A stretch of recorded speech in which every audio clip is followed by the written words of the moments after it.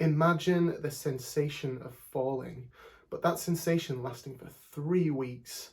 3 weeks of grasping at the world around you, trying to find something to help you feel rooted again, back into reality. Well, that's exactly how one of my participants described her experience in the period prior to being admitted with thoughts of taking her own life. During that time, she described this fear of the landing, expecting to land with a bang. But she said actually it was a much softer experience, that the landing was much softer. And I asked her, well, is that because of the care that you received when you were admitted? And she said, no, not really. It was more that I just reached this moment of clarity. I knew I had a decision to make, a very logical decision.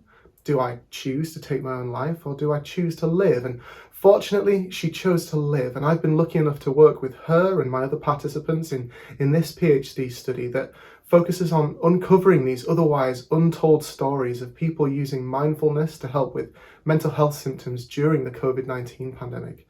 Now, at the beginning of the pandemic, there was some attention paid to the mental health implications of this event. But throughout that time, it's threatening to be just faded into the background.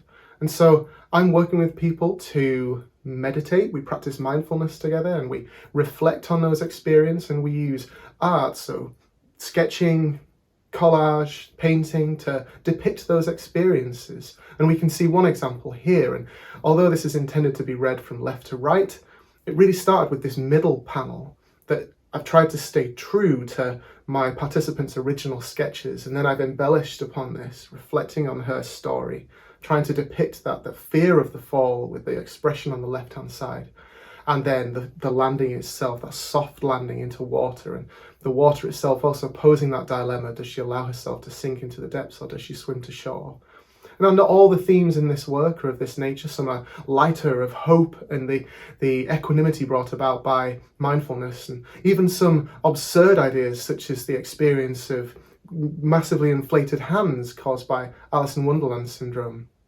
As for what's next, well, I'll be looking for ways to develop this co-creative way of working with people to create more images and a gallery of artwork that communicates people's stories, communicating the benefits of creativity and of mindfulness.